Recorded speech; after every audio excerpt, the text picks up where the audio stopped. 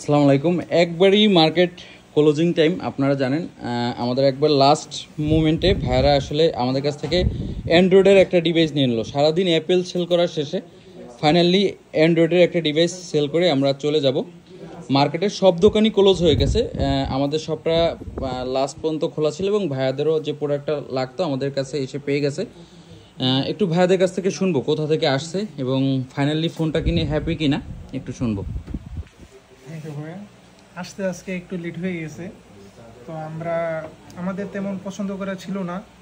আপনার এখানে এসে একটা রিয়েলমি 12X পাইছি 5Gটা, খুব ভালো লাগছে।